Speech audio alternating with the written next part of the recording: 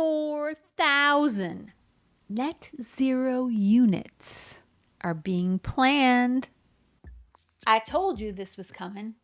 I mean, everything you say these days sounds like a conspiracy theory, and boom! 6 months later, you're not crazy anymore. I have made videos in the past talking about this net zero stuff and how it was coming and how crazy it is and how it's going to cost you a heck of a lot of money. And I'll stick that video at the end for you to watch it or dismiss it, whichever side of the fence you sit on. But there are some developers that have drank the Kool-Aid. Oh, yes. Let's talk about that. So a real estate developer by the name of West Bank has teamed up with Pacific Gas and Electric. That's a power company in California. California. How surprising. This proposed net zero community will be located in downtown San Jose. The project seeks to develop 3 new data centers. Now, a data center is where they collect data, and I'm afraid to ask what kind of data they're collecting, but they are going to create 3 new data centers and upwards of 4,000 residential units. And here's where it gets very interesting. P&G, that's the power company, will be powering the data centers with 200 megawatts of energy, and they will take the heat from these data centers because apparently they create a lot of heat, and they are going to use that heat to warm these apartment buildings and to heat their water.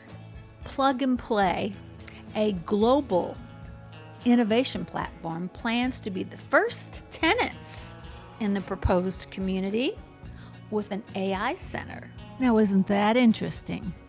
Something tells me that these companies may be getting some funds from the Inflation Reduction Act, which does nothing for inflation. Now, I don't know that to be true, but I bet you if I pulled out that 10,000 page document and combed through it, or contacted these companies to find out if they received a grant, because there's a lot of grant money for developers to do stuff like this, I can only imagine that they're tapping into that. What I really find interesting about this, especially since it started in California, is they already have a problem with electricity. They have brownouts all the time. And the fact that they are pushing and have mandated that you can't have a gas car anymore in California, which are further going to cause a problem with electricity. Now they want to create some data centers with the concept of all the heat that their data centers are going to create are going to somehow benefit some apartment complexes. To me, it's far, far stretch. And by the way, how cold is it in California that you need to produce heat for apartment complexes? I mean, unless you're up in the mountains in California, the weather there is pretty tepid. I mean, I've been to California. Seems to be about 65 to 70 degrees in their cold months. So I would never turn on the heat for that. But if there's money to be made, there'll be a way to make it. Somehow, this 4,000 unit net zero community planned for San Jose sounds eerily familiar to that solar panel project that failed during the Obama administration. What was that called? Soladine, that went bankrupt and soaked you and me for $535 million. $535 million tax dollars that failed. Something tells me we're getting ready to buckle up for some more of that with the Inflation Reduction Act. And this is a crazy housing trend to harness the heat from a data center to try to heat an apartment. And while it sounds good, somehow I think the cost is going to far outweigh the benefits in this situation. But I would be happy to be proven wrong. Happily. Now, I know I mentioned the Inflation Reduction Act a couple times, and there's some deadlines in there, like 2030, as in the deadlines for all kinds of emission quotas that they want. So I can only assume that's why you will see in the future more developers coming up with these type of creative building projects that you are funding, that I am funding.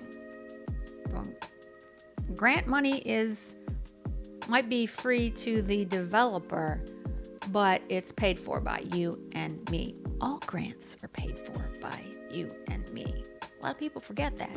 It's not free. Nothing is ever free. Somebody has to work. Somebody has to pay taxes to pay for it.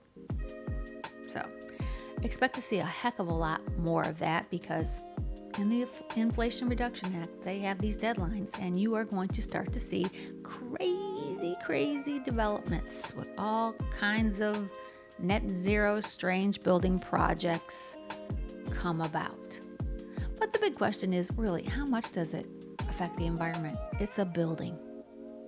It's not like buildings give off a bunch of pollution, unless you're a building that actually like manufactures some type of plastic products or something.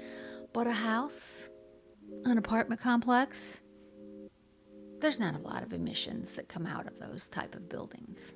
So to me, this is just more fleecing of America. What do you think? I love reading your comments, so make a comment below.